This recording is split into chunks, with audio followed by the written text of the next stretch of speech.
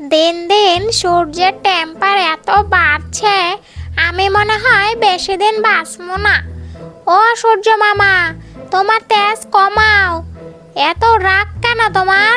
সংসারে কি ঝামেলা হয়েছে নাকি?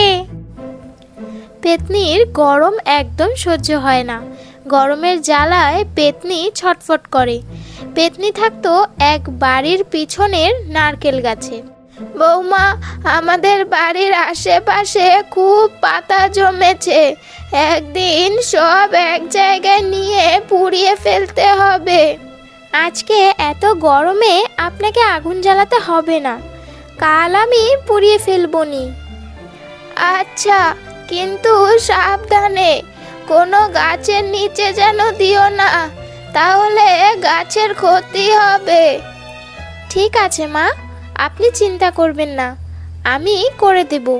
বাবা গো, মা গো, এত গরম, আমি মাটিতে গিয়ে শুই, আর সহ্য হচ্ছে না। তখনই আরেক শাকচুন্নি এই পেতনির কাছে আসলো। এসে বলল, পেতনি, কেমন গরম লাগছে বলো, আর থাকা যাচ্ছে না। তোমার গাছ থেকে আমাকে দুটো ডাব দেবে গো। কেন, এত কচি কচি ডাব নিয়ে তুই কি করবি? এগুলোর ভেতরে এখনো নারকেল হয়নি। তুমি কি বলছো এইসব? ডাব নিব কারণ গরমে ডাবের জল খেলে পেট ঠান্ডা থাকে। তখন শাকচুন্নি মনে মনে ভাবলো, ডাবের জল খেলে পেট ঠান্ডা থাকে, এটা তো আমি আগে জানতাম না। তোকে একটাও ডাব দেব না। আমার গাছের ডাব আমি পাহারা দিয়ে যত্ন করে রাখি, আর তুই খেয়ে তোর পেট ঠান্ডা করবি? এটা তো হবে না। হা হা হা। কি গো পেতনি, কি ভাবছো? দাও আমাকে দুটো ডাব। না না, এই গাছের একটা ডাবও দেওয়া যাবে না, এগুলো আমার। তোকে কেন দিব? যা তো যা, এত গরমে প্যান প্যান করিস না। তুমি আমার সাথে এমন ব্যবহার করতে পারলে? তুমি কি ভুলে গেছো আগে আমরা একসাথেই থাকতাম? হ্যাঁ হ্যাঁ, সব মনে আছে। যা তো এখান থেকে, আগের কথা বাদ দে। আগে তো তোর জায়গায় থাকতাম দেখে কত কথা শোনাতি। ঠিক আছে, আমার মনে থাকবে তোমার ব্যবহার।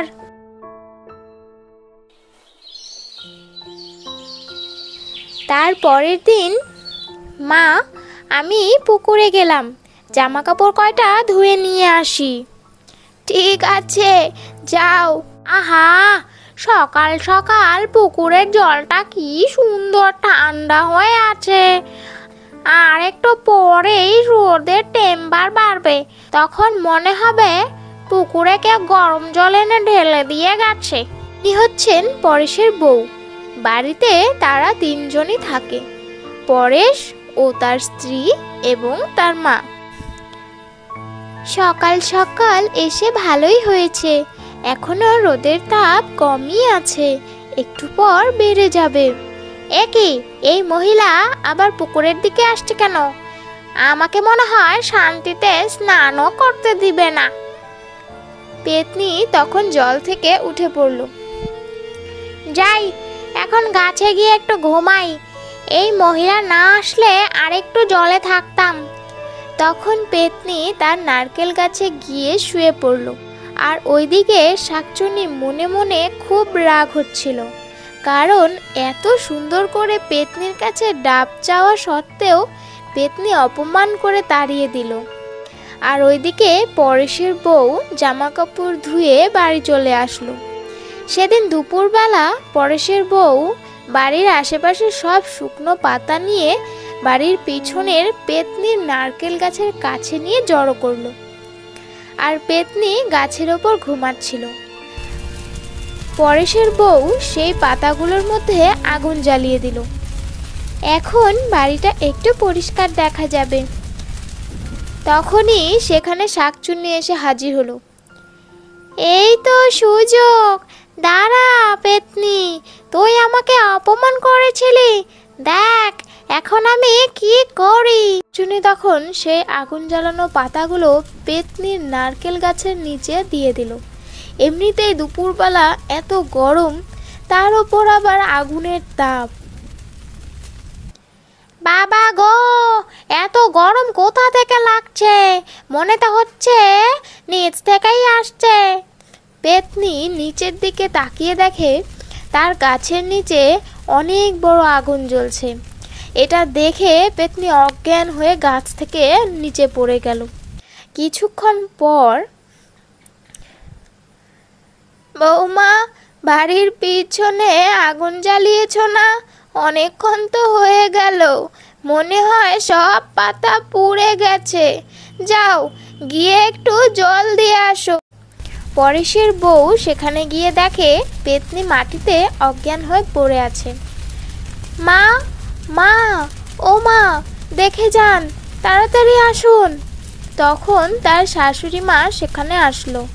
কি হয়েছে বৌমা, এত জোরে চিৎকার করছো কেন? মা, পেতনি এখানে কোথা থেকে এলো? মনে হয় অজ্ঞান হয়ে গেছে। কি ভয়ঙ্কর চেহারা, দেখো। এ কি, তাই তো, এই পেতনি আবার কোথা থেকে এলো? আর শাকচুনি গাছ থেকে ডাব পাড়ার খুব চেষ্টা করছিল।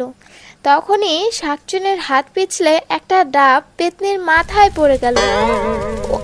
ও বাবা গো, মরে গেলাম গো, এত জোরে মাথায় কে মারলি রে?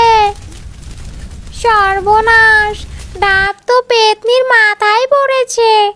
এখন তো আমার আর রক্ষে নেই। এই বুড়ি, আমাকে মারলি কেন? আমি কি তোকে কিছু করেছি নাকি? আমার মাথায় তুই ডাব ছুঁড়ে মারলি? তুই তো পেতনি, তোদের তো শক্তি আছে অন্তর্দৃষ্টি দিয়ে দেখার। দেখে নে তোর মাথায় কে ডাব ছুঁড়ে মারছে। তখন পেতনি তার অন্তর্দৃষ্টি দিয়ে সব দেখলো। আগুনটা পেতনির গাছের নিচে শাকচুনি এনেছে, ও ডাবটাও শাকচুনির জন্য পেতনির মাথায় পড়েছে। এটা দেখে তো পেতনির পায়ের রক্ত মাথায় উঠে গেল। কি রে শাকচুন্নি, আমার সামনে আসবি নাকি আমি যাব? আমাকে যদি যেতে হয়েছে তাহলে একেবারে উল্টো ঝুলিয়ে রাখবো বলে দিলাম। এ কথা শুনে শাকচুনি ভয়ে পেতনির সামনে চলে আসলো। আমি আর তোমার সাথে এমন করব না, আমার ভুল হয়ে গেছে। পেতনি তখন শাকচুনির কথা না শুনে শাকচুনিকে একটা উঁচু গাছের ডালে উল্টো করে ঝুলিয়ে দিল। ও পেতনি, আমার মাথা ঘুরছে, আমাকে আর শাস্তি দিও না। আমি আর তোমার সাথে শয়তানি করব না গো পেতনি, আমাকে সোজা করে দাও। হে হে হে হে হে, সোজা করব।